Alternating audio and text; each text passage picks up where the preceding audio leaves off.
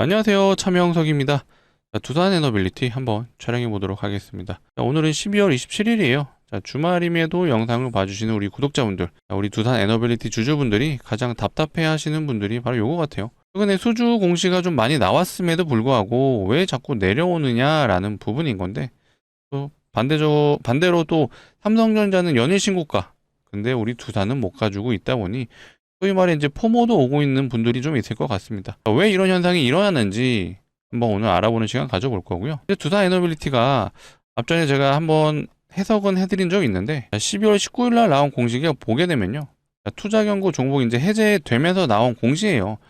하루 투자 주의 이후에 이제 현재는 뭐 어떠한 경고나 주의가 아닌 상태는 맞으나 이 재지정 여부에 대한 공시 내용을 보시게 되면요. 예, 이제 주의가 아닐 뿐이지 투자 주의나 마찬가지인 상황이죠. 언제까지? 1월 7일까지. 1월 7일까지 계속해서 이 세 가지 항목을 매일 체크하고 있는 상황입니다. 그렇다 보니까 이 세 가지 항목에 모두 해당이 되는 그 순간 다시 한번 투자 경고에 걸릴 수 있는 그런 상태이다. 그렇다 보니까 우리는 이런 내용도 한번 짚고 넘어갈 필요가 있기 때문에 이거 어렵지 않거든요. 금방 제가 한번 알려드려 볼 테니까 이 내용 공시 해석하는 부분 점검해 볼 거고, 일단 노이즈들이 좀 나오고 있어요. 이런 기사가 어제 나왔더라고요. 원전이 이제 3배 비용이 폭증했고 SMR은 신기루다. 그리고 유스케일 파워가 프로젝트가 좌초됐다. 요건 팩트예요. 근데 요게 이제 팩트가 아닌지에 대한 부분을 우리가 점검해 볼 필요가 있고, 결국 주가가 올라가는 그 과정에서 항상 노이즈는 나오죠. 앞전에 우리 웨스팅하우스 사건 기억하시죠? 갑자기 모든 원전주가 급락을 했었는데 막상 뚜껑을 열어보니 별거 없었다. 그리고 지금 이런 것들과 또 같이 보셔야 되는 게 이런 거예요. 자, 미국은요. 자, 해상 풍력 안 하고 SMR 올인한다. 이런 기사도 있고, 심지어 중국은 이제 SMR 내년에 상업 운전을 앞두고 있습니다. 자, 중국이 바보가 아니죠. SMR을 내년부터 상용화를 앞두고 있는 상황이다 보니까, 자, 우리가 이런 내용들을 안다라면 투자 에너빌리티 지금 이제 공매도 압박이 굉장히 강하거든요. 제가 오늘 공매도 좀 해석하는 방법도 명확하게 좀 알려드릴 테니까 앞으로 어떤 식으로 우리 두산 에너빌리티가 방향성을 가져가야 되는지 명확하게 제가 오늘 풀어드리도록 하겠습니다. 자, 서론이 길었는데 바쁘니까 바로 시작해 볼 거고요. 시작 전에 요거 한 번씩은 부탁드릴게요.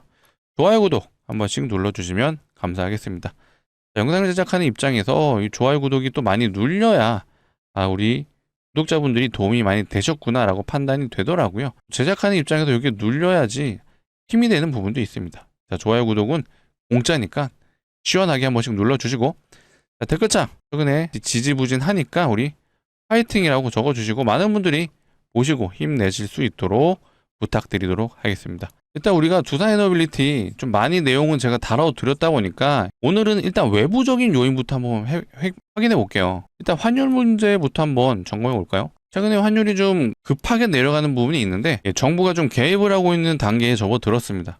실제로 차트를 한번 보시면 이게 환율 차트예요. 갑자기 대형 음봉이 떨어졌습니다. 그만큼 급락을 했다라고 보시면 되는데, 많은 분들이 이제 환율 올라가는 거에 대해서 걱정 많이 하셨잖아요.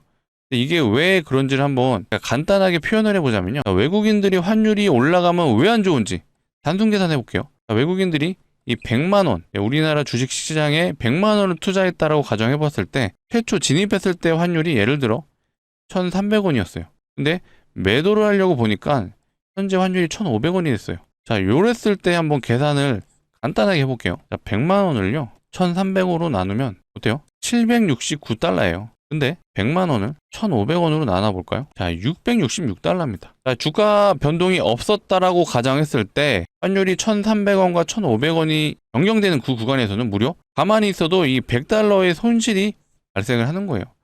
그렇다 보니까 환율이 올라가는 과정에서는 외국인들이 당연히 이탈이 될 수밖에 없습니다. 하지만 26년을 기점으로 해서 다시 환율이 내려간다라면 상황이 이거에 반대로 돌아가겠죠. 그래서 26년부터는 환율이 이제 고점을 찍고 내려가는 구간이 온다라고 많이 전망을 하고 있습니다. 왜? 정부가 이제 개입을 하기 시작했고 그 결과 환율이 방금 보신 것처럼 차트가 급락을 했어요. 그렇다는 거 26년에 외국인들이 자금이 굉장히 강하게 들어올 확률이 높고, 최근에 또 뭐가 있었죠? 여기 있었죠. 자, 자사주 소각 의무화. 늦어도 이제 1월에 처리한다라고 해요. 어찌됐건 이렇게 되면 투자자 입장에서는 자사주가 소각되면은 그만큼 유통되는 주식이 줄어드는 거잖아요. 그러면 당연히 주주재고 정책으로 이어질 수밖에 없다라고 판단이 되실 겁니다. 그러니까 이런 거시적인 관점에서도 굉장히 좋은 내용들이 많아요. 제가 아까 이 두산에너빌리티 자사주 한번 확인해 봤거든요. 두산에너빌리티는 자사주가 0.01%밖에 안 됩니다. 사실상 요거에 대한 수혜를 받기는 어렵습니다.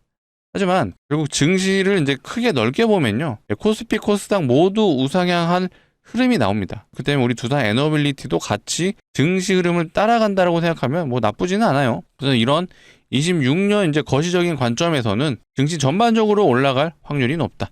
일단 삼성전자, 하이닉스가 계속해서 신고가를 갱신해 줬잖아요. 특히 삼성전자가 26일에는요 무료 프로그램이 1조가량 매수가 들어왔습니다. 그만큼 내년에 이제 코스피 증시 한번 차트를 봐볼까요? 차트 자체는 어제 이제 보합으로 끝나긴 했는데 조만간 신고가를 좀 갱신해주는 흐름으로 이어질 수 있을 것 같고, 코스피 5천 시대가 내년에는 가능할 거라는 전망이 크죠. 이 와중에 우리 두산에너빌리티가 좀 힘이 없으니까 재미가 없으실 텐데 미리 말씀드릴게요. 삼성전자 다음 차례는 누구죠? 무조건적으로 두산입니다. 그 이유에 대해서도 오늘 다뤄들어 볼 테니까 영상 집중해 주시고요. 공시 내용 잠깐 확인해 본다 그랬죠. 뭐 이건 어렵지 않으니까 짧게 체크해 보겠습니다. 투자 경고에서 투자 주의로 이제 격화가 됐고요. 그리고 나서 하루가 지난 시점부터는 10일이라는 기간 동안 매일매일 요 세 가지를 판단을 하고 있는 상황이에요. 그 기간이 날짜로 치면 1월 7일까지 매일 체크를 한다라고 해석을 해주시면 되고요. 요 1번과 2번은 날짜가 지정돼 있습니다. 12월 5일하고 12월 19일과 종가를 비교했을 때 높으면 안 된다. 요거는 12월 5일은 요 날이네요. 요 날. 요 날의 종가랑 12월 19일은 언제죠? 요 날의 종가. 그러니까 이들보다 높으면은 일단은 해당이 되는 거예요.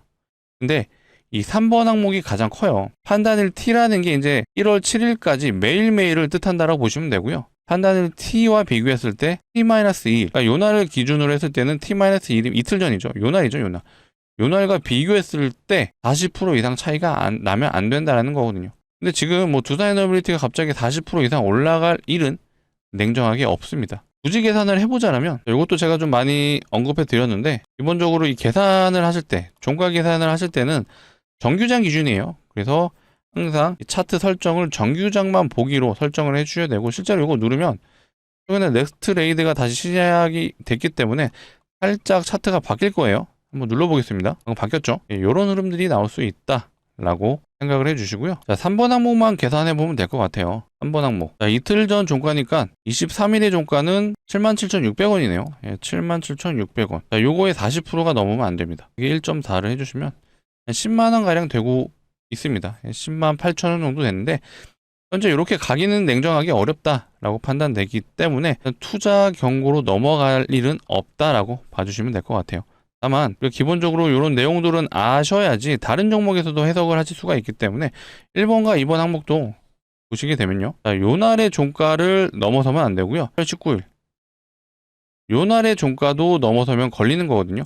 일단 기본적으로 이 3번 항목이 가격이 압도적으로 높다 보니까 1, 2번은 이게 해당이 돼도 3번 항목 때문에 해당은 안 된다라고 해석이 가능한데, 그래도 기본적으로 우리가 이런 내용들을 해석할 수는 있어야 된다. 그래서 요건 이제 어렵지 않으니까 많이들 쉽게 해석을 하실 텐데, 요거 말고도 이제 투자 경고 같은 경우는 살짝 계산하는 부분이 늘어나기 때문에 제가 앞전에도 안내는 드렸지만 기회가 된다라면 그런 내용도 한번 해석해보는 시간 가져볼 수 있도록 하겠습니다. 수급도 보시게 되면 최근에 안 좋았죠. 자, 26일은 모두 외국인과 기관 양매도가 나왔고, 좀 개인적으로 제일 아쉬운 게 이 기관들, 특히 연기금이 좀 매도가 나왔다는 거예요. 수심도 그렇고. 자, 얘네들이 가장 기준점이 되기 쉬운 이유가 얘네들은 공매도도 안 하거든요.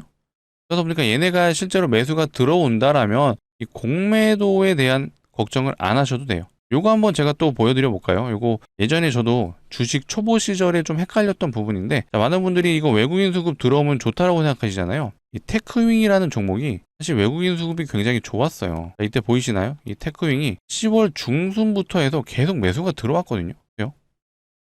거의 파란 날이 없어요. 이 구간에서부터 계속 매수가 들어왔는데 주가는 떨어지고 있죠. 이거 실제로 외국인이 매수를 했을까요? 아닙니다. 일단 결론부터 말씀드릴게요. 실제로 이거 대차장고 보시면 답이 나옵니다. 자, 테크윙이 이제 대차장고 흐름인데, 자, 10월 중순부터 계속 대차장고가 줄고 있어요. 이게 뭐를 뜻하는 거죠? 자, 외국인들이 대차 상한을 하기 위해서 매수가 들어온 거죠. 소위 말해 이 쇼커버가 들어온 겁니다. 자, 많은 분들이 또 요것도 헷갈려 하시죠. 쇼커버 요거랑요 또 뭐가 있죠? 쇼스퀴즈라고 있죠. 예, 쇼스퀴즈 요게 비슷하면서도 다릅니다. 자, 요것도 한번 제가 알려드려 볼게요. 자, 쇼커버 행위 자체는 둘 다 비슷한 게 대차장고 상한을 위해서 매수가 들어오는 건 맞습니다. 하지만 쇼커버는요, 지금 현재 이 상황이 바로 테크윙의 쇼커버 상황이라 보시면 돼요. 매수가 들어온 건 맞아요. 하지만 대차장고가 줄어들면서 주가는 결국 하방 압력이 작용은 계속해서 되고 있었습니다. 하지만 숏 스퀴즈는요, 공매도 세력들이 청산 위험이 있다 보니까 급하게 매수가 들어오는 거예요. 왜? 대차장고를 급하게 상한해야 되는 상황이다 보니까 그 결과 강한 매수세로 인해서 주가가 올라가는 거를 스퀴즈라고 말하는 겁니다. 상황은 비슷한데 청산 압박이 있는 게 바로 숏 스퀴즈. 그렇다 보니까 대량으로 물량이 단기간에 많이 들어오게 되면 이런 숏 스퀴즈 현상이 일어나는 거죠. 그래서 제가 어쨌든 좀 얘기가 길어졌는데 외국인 수급이 들어온다라고 해서 무조건적으로 매집이 아니다. 그렇다면 우리는 대차장고 또 같이 확인을 해야 된다라는 부분을 좀 말씀드리는 거고, 실제로 우리 두산 에너빌리티 보시게 되면 이게 두산 에너빌리티의 최근 6개월간 대차장고 그래프인데요. 어때요? 10월 말을 기점으로 해서 계속해서 대차장고가 증가하고 있어요.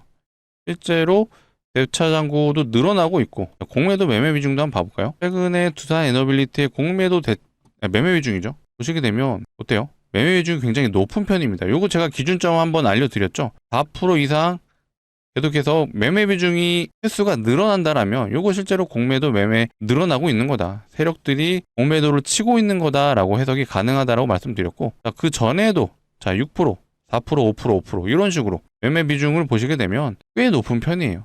그 결과 대차장고가 늘어난 시점이 언제였죠? 10월 말이었죠.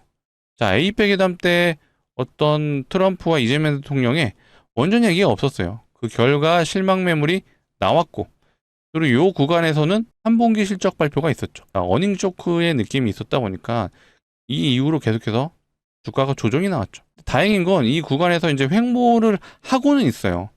하지만 여전히 공매도 압박은 진행되고 있다. 다만 이 기술적으로 봤을 때요, 개인적으로 이 박스 상단이죠, 이 7만원 요 구간은 지켜줄 거라고 좀 예상이 되고 있죠. 요 구간 앞전에 박스 상단 구간이고 또 7만원이라는 이 라운드 피가 상징성이 있다 보니까 충분히 여기서는 기술적 반등이 나올 수 있기 때문에 너무 걱정하지 말자라는 부분을 좀 말씀드리고, 실제로 이 박스 하단에서는요, 외국인이 공격적으로 매수가 들어왔어요. 외국인들이 이거 차트 분석해서 들어온 건 아니죠. 두산 에너빌리티의 적정 주가가 여기라고 판단했기 때문이죠. 요 구간에서는 그래도 저평가야 라고 생각했기 때문에 매수가 들어온 거고요. 이제 단기적으로 이 박스 구간이 만들어진다라면 우리는 이 하단 구간에서 과연 외국인들이 공격적으로 들어오는지에 대한 부분을 추적 관찰할 필요가 있다. 이런 내용적인 부분은 제가 꾸준하게 추적 관찰을 하면서 영상을 통해 안내 드릴 수 있도록 하겠습니다. 저는 개인적으로 요거 좀 강조드렸죠. 자, 기본적으로 기술적 분석을 하실 때는요, 이평선 많이 보시잖아요. 자, 이평선 한창 올랐을 때 이평선이 어때요? 벌어져 있죠. 이격도가 커졌습니다. 하지만 이 박스 구간을 지나면서 어때요? 121선을 빼놓고는 나머지 이평선이 모두 밀집이 됐어요. 이제 수렴이 된 거죠. 이평선의 성질이요, 자, 이렇게 이격도가 벌어졌다 줄었다락을 계속해서 반복을 하죠. 자, 여기서도 이평선이 벌어졌어요. 근데 이 구간에서 다시 한번 이평선이 좁아지는 그런 흐름들로 이어지고 있고요. 그 결과 다시 한번 시세 분출이 나올 수 있는 게 언제쯤 예상이냐라는 부분을 제가 감히 말씀드리자면 결국 4분기 실적이죠. 자, 이벤트가 일어날 수 있는 게 바로 4분기 실적 발표이다라고 예상이 되는 부분입니다. 제가 이때도 강조드렸던 게 일정에 대한 부분을 말씀드렸어요. 무슨 일정? 에이펙 일정.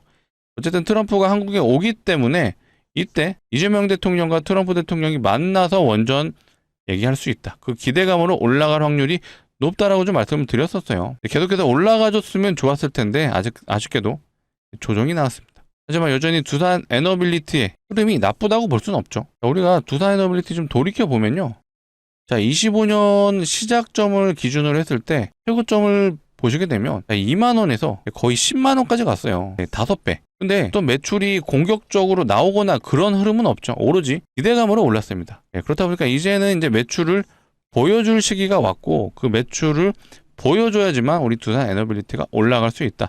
다만 긍정적으로 볼 수 있는 건 채권원전 수주가 시작이 됐어요. 채권원전 수주가 됐고 뭐가 있죠? 자, SMR 역시도 이제는 시작이 되고 있다. 자, X에너지야. 정식 계약은 아니지만 어쨌든 예약 계약이라고 좀 표현을 하고 있죠.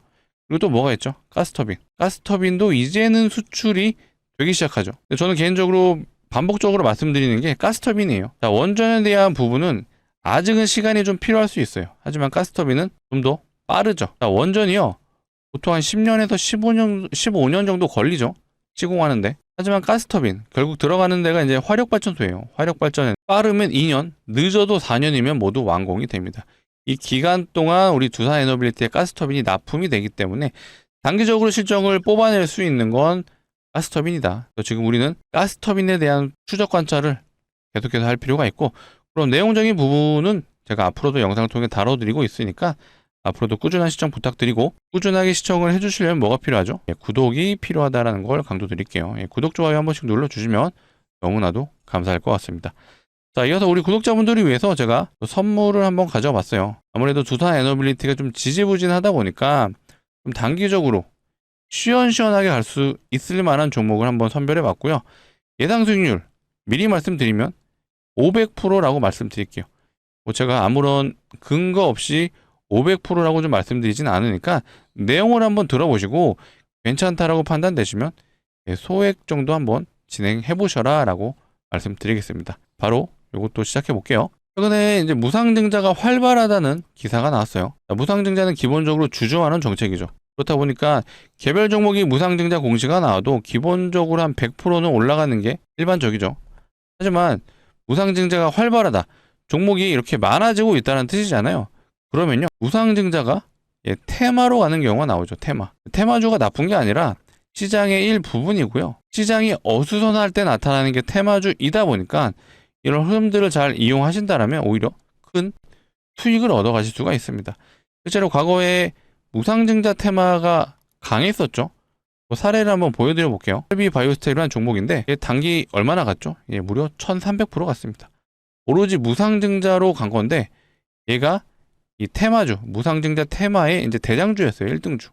그 결과 삼상을 3번 가고 상한가를 또 3번 가고 6일 동안 6연상 갔어요. 그만큼 강력한 재료이자 테마였다라는 부분을 강조드리고, 제가 가져온 종목 역시도 무상증자가 예상되는 종목입니다. 자, 무상증자 아무 종목이나 하진 않죠. 그렇다면 우리가 무상증자하는 종목들의 특징을 알아볼 필요가 있는데, 기본적으로 유보율이 높아요. 유보율 많이 들어보셨죠? 자본금 대비 자산이 얼마나 있는지를 표현한 게 유보율인데, 유보율이 높다라는 건 자산이 많다, 그리고 돈을 잘 번다라고 생각이 되는 부분입니다. 자, 그렇기 때문에 주주환원 정책인 무상증자도 가능하다라고 보여지는 부분이죠. 자산도 많고 돈을 잘 번다, 무슨 기업이죠? 대기업일 확률이 높다. 그렇다면 우리 대기업의 유보율을 한번 확인해 볼 필요가 있겠죠. 우리 두산 에너빌리티의 유보율을 한번 확인해 볼까요? 두산은 유보율이 얼마나 되냐? 사실 굉장히 작아요. 129%. 시가총액 8이거든요. 두산 에너빌리티가. 근데 굉장히 약하죠. 자, 그러면 다른 대기업 또 뭐가 있죠? 자, 현대차 봐볼까요? 현대차의 유보율. 얘는 한 7200% 정도 되는데 두산 에너빌리티보다는 높은 거 맞아요. 나쁘지도 않지만 제가 가져온 종목의 유보율이 이 현대차보다 압도적으로 높습니다. 진짜 말도 안 되는 유보율인데 한번 보여드릴게요. 자, 해당 종목의 유보율입니다. 자, 몇 프로죠? 7500% 아니에요. 75000%입니다. 75000%. 아까 현대차 유보율 7200%였죠. 현대차의 한 13배 정도 되는 것 같아요. 정말 말도 안 되는 어마어마한 유보율인데, 자, 이론적으로 유보율이 500%만 되더라도 요거 5대1 무상증자가 진행이 되죠. 근데 얘는 유보율이 몇 프로였죠? 75000%였어요. 자, 요 정도면 진짜로 마음먹고 진행하면요, 20대1의 무상증자 혹은 30대1의 무상증자 가능하죠. 자, 이렇게 가면 진짜로 2000%가 올라갈 수 있습니다.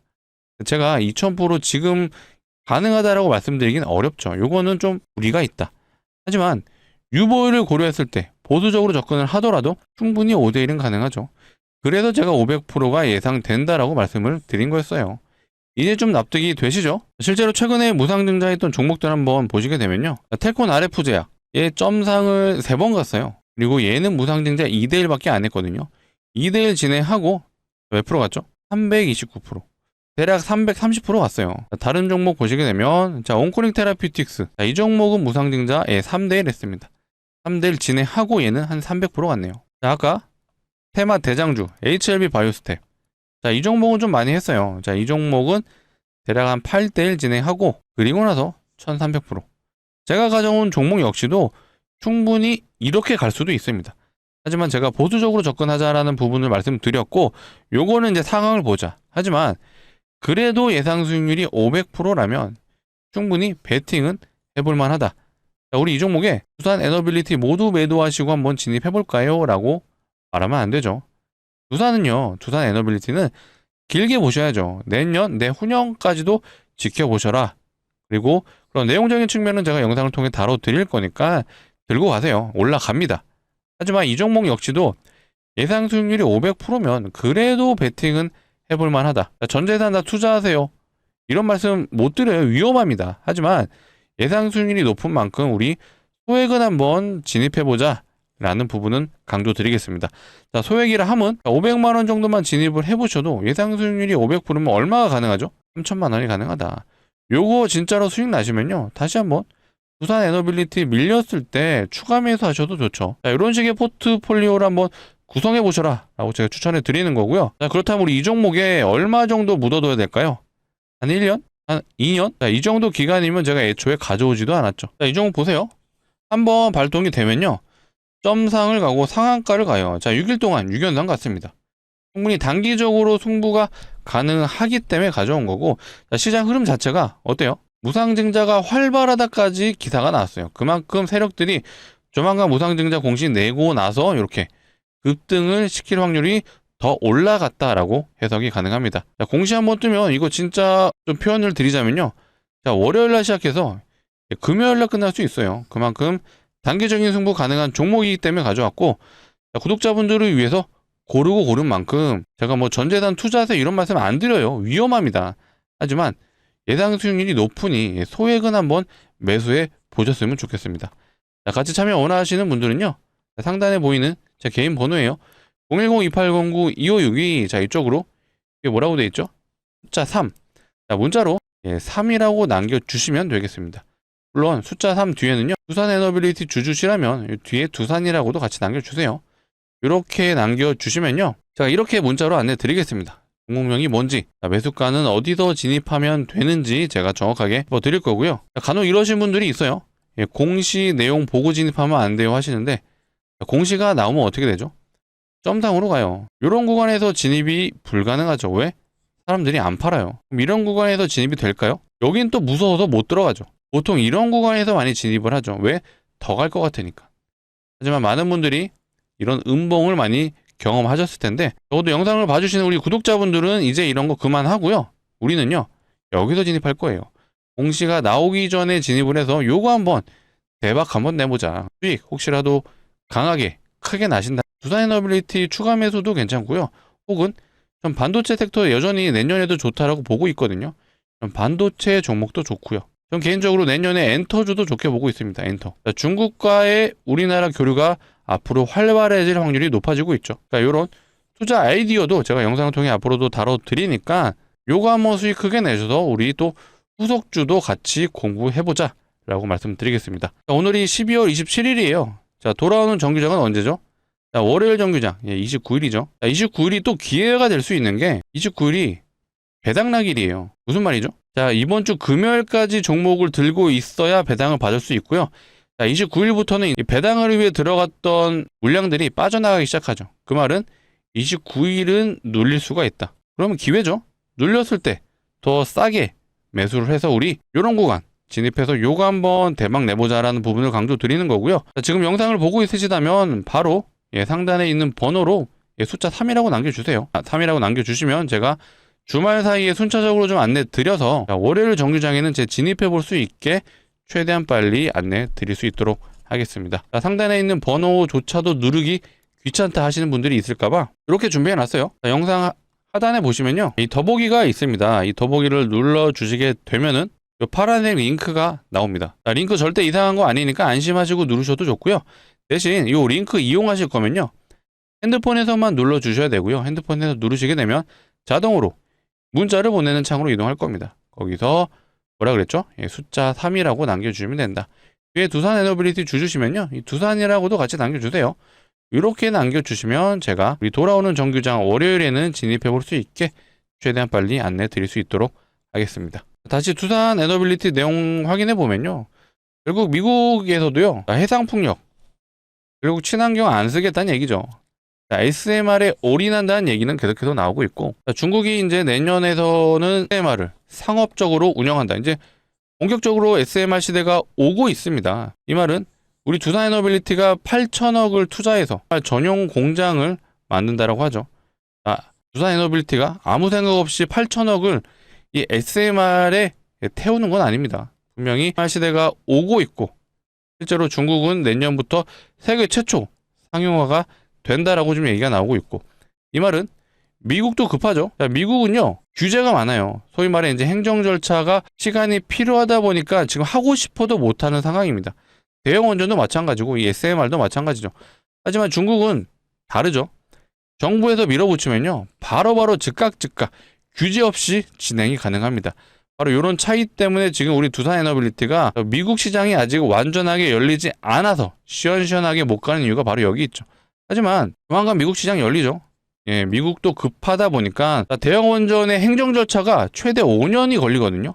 근데 요거 18개월로 단축시킨다고 하잖아요. 그리고 트럼프의 행정명령 2030년까지 원전 10기를 공사 시작하겠다. 요게 행정명령 내용이죠. 여기서부터 계속해서 발주가 이루어질 거고, 그 발주를 우리 두산 에너빌리티가 수주를 한다라면 당연히 주가는 우상향이 된다라고 말씀드리겠습니다. 에너지가 계속해서 필요한 시대예요. 데이터 센터. 인도에서 쓰는 만큼 데이터 센터에 전력이 지금은 사용이 된다라고 하죠. 요거 이제 그래프로 나타낸 건데, 자, 23년 기준이라고 해요. 23년의 기준으로 만들어낸 건데, 데이터 센터에서만 소모되는 전력이 이제는 인도에서 사용되는 전력량과 맞먹습니다. 이 중심에는 중국과 미국이 있고, 결국 AI 패권 다툼, 더 길게는 이제 로봇 패권까지도 지금 진행이 되고 있죠. 그렇다 보니까 미국이 결국 중국을 따라잡으려면 원전의 수요는 늘어날 수밖에 없고, 결국 그로 인해 우리 두산 에너빌리티의 매출은 늘어날 수밖에 없다라고 생각을 해주시면 되죠. 사실 모두 다 알고 있습니다. 이거 다 알고 있으신데 주가가 빠지니까 재미가 없죠. 근데 이거 나중에 한 5, 6개월만 지나도요, 요 주가 위치 별거 아니에요. 어느 순간 올라가 있는 걸 아마 체감하실 겁니다. 자신 있게 말씀드리고요. 자, 역사적 시행고가 14만 6천 원, 이거 금방이에요. 10만 원에서 14만 6천 원까지 대략 한 8% 정도 되죠. 충분히 단기적으로 가능하다. 왜? 두산에너빌리티가 2만 원에서요 10만 원까지 단숨에 올랐어요. 그만큼 끼가 충만한 종목입니다. 대형 주임에도 불구하고 정말 두산에너빌리티 끼가 충분히 있는 종목이고, 자, 이것도 제가 누차 강조드리죠. 두산에너빌리티, 두산 중공업 시절이죠. 자, 거래량을 보세요. 자, 과거에는 유의미한 거래량이 없었죠. 근데 자, 요때를 기점으로 해서 거래량이 갑자기 폭발적으로 늘어나고 있어요. 저는 개인적으로 요때가 바로 두산에너빌리티의 소위 말해 이제 스마트 머니가 들어왔다라고 좀 보여지거든요. 그리고 나서 주가가 어때요? 심지어 이때는 2,000원이었어요. 2,000원인데 거의 10만 원 근처까지 갔습니다. 근데 지금 이대로 끝날까요? 아니죠. 원전의 시대가 다가오고 있는데 여기서 세력들이 엑시트 됐다라고 볼 수는 없습니다. 당연히 앞으로 더 흐름이 좋아질 수밖에 없고, 이제부터는 이제 매출로서 그거를 증명을 해줘야 된다. 근데 그 매출, 앞으로 수주 잔고가 늘어남에 따라 당연히 두산에너빌리티의 주가 흐름은 올라갈 수밖에 없다라고 말씀드리겠습니다. 자, 지루하고 힘든 구간인 거 아는데, 자, 이런 내용들 모두 다 알고 있으시다면 주가 조정 나와도 오히려 추가 매수 타이밍으로 보셔도 좋습니다. 자, 그런 추가 매수 타이밍에 대한 부분은 영상을 통해 제가 앞으로도 다뤄드릴 거니까 꾸준한 시청 부탁드리고, 오늘 마지막으로 한 번 더 부탁드릴게요. 영상이 도움이 되셨다면 좋아요, 구독 한 번씩 눌러주시면 감사할 것 같습니다. 자, 오늘 영상 여기서 마치도록 할 거고요. 즐거운 주말 되시길 바라겠습니다. 감사합니다.